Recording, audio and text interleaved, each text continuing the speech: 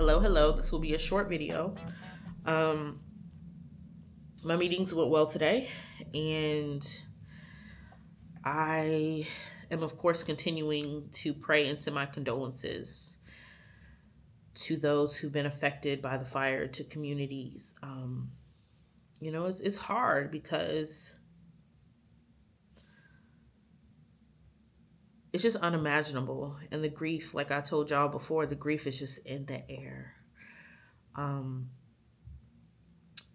Yeah. And so, we just continue to lift folks up. But another group that I was thinking about in terms of being impacted, so talked about donations and things like that yesterday. But one group of people that came to my mind and in my spirit and on my heart were service providers. So I think about like my braider, right? Love her to death. But I'm sure that she's been impacted because people might not want to get their hair done right now. So I will be sending her a little something. And then I think about my nail tech, and I was going to get my nails done last week. And so I'm going to give her something. And so, of course, I'm grateful to do that. But I think about when we think about people impacted, the primary people, but we also want to think about the secondary people that are impacted. And so that's just really been on my heart because y'all know I've been really thinking about ways that I can support my communities. And so I've been thinking about that.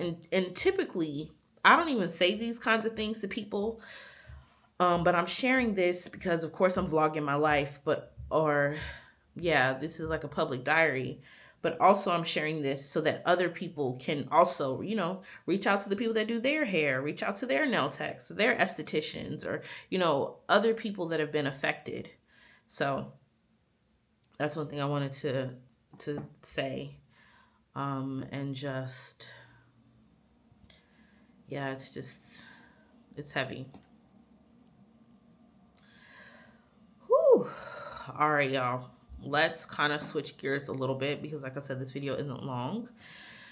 So something else I wanted to talk about, two other things I want to talk about. I want to talk about the TikTok ban and how folks, and I don't have like a large TikTok following. When I got TikTok, I was still teaching and I did not want my students to find me. So I have like 41 friends on TikTok. But I think about the ways that people have community online. I think about the level of grief that folks are experiencing because of TikTok. This just seems like such a watershed grief moment. This really feels like the moment before a rebirth. It's something. It's something. It's not just a moment in history. It's just, yeah. That being said, I've been hearing people talk about if they leave TikTok, should they go to Instagram? But one thing about me, because they've been talking about the Instagram algorithm and Facebook. I'm not on Facebook. I haven't been on Facebook in a long time. And partly because of one of my jobs, I cannot be on Facebook, which you can deduce why. So, and there are reasons why, which maybe I'll talk about later. But that being said, when I think about Instagram, and I'm not activated right now on my personal page. I do have the Boosie Teaches, but typically the way I view social media, this is major algorithm. Even though it's like cool to see strangers, I go to just all my friends' pages and my people, my friends, family, loved ones. And I go on their page. Like I'll go through the main feed and then I'll go on their page and just like all their stuff. Or I'll hide people I don't know. Because I still don't all the way like this concept of being friends with people online that you don't really know in real life. Even though I've made friends online, it's just something about it feels something. It is authentic, but something about IRL feels a little bit more authentic, but online is still authentic. So anyway, I've been thinking a lot about the TikTok ban and how TikTok has allowed people's lives to completely change. And so I grieve with people who, people have been seen on TikTok that may not have felt seen in real life. And so that is just a great loss. So I guess this video is about a lot of loss. Not intentional, but that's what's on my heart today. So been thinking about that. And then folks have been talking about Fanbase, which is created by Isaac Hayes' son. And they said that that's kind of like TikTok. I had thought about doing Fanbase, but I'm probably not going to do Fanbase. And then folks were talking about Rednote or Redbook, which is a Chinese version of TikTok, basically. But I don't know if I want to, like I said, I don't know if I want to go anywhere. And then there's another one that's like Pixelated or something like that. But my thing is, I wonder why people haven't brought back like Tumblr or MySpace.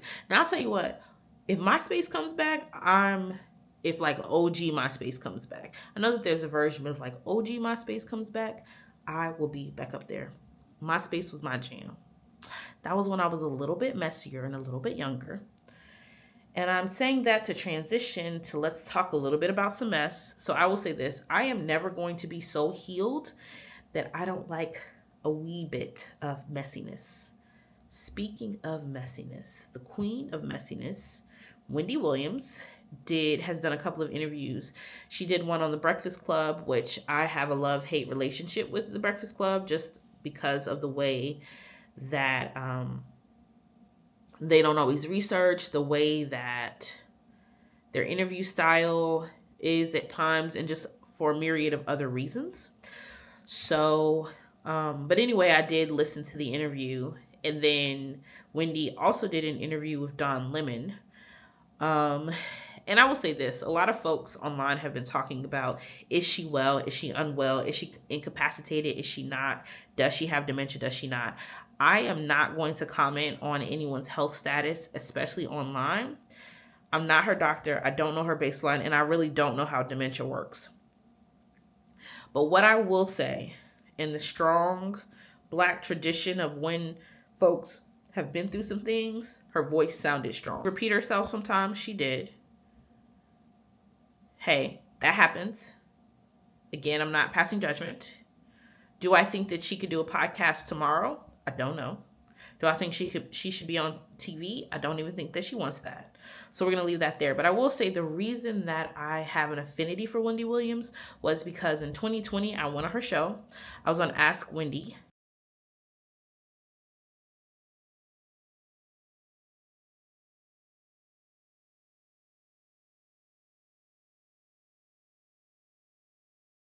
And that was great. This is when I was raising my profile as protesting to my department. And anyway, I did Ask Wendy, and I asked a question about like being a young professor, because I wanted to be sure that if I was going to get on TV, especially someone's show that was as large as Wendy Williams, that I was going there like putting my best foot forward. So anyway, so Wendy Williams has a special place in my heart. I've been following her since the early aughts, when I would listen to Hot 97 online. And Wendy been messy. And I'm not going to pretend that I don't like celebrity gossip at times. Like I said, I don't care how healed I am. A piece of me still likes a little mess. So I'm living in my truth. This is who I am. So yeah, but anyway, today's been a good day. As you can see, the other reason why we know it's a good day, I have different patterns, and like my true artist self likes to mix and match and wear different patterns. And my sister gave me this sweater. A lot of things I have my sister gave me, but my sister gave me this sweater. I love this sweater. So anywho, that's all I have, because I don't want this video to be long. But as usual, I always appreciate y'all. Thanks for being on this journey as I, Boosie, evolve. All right, see you tomorrow.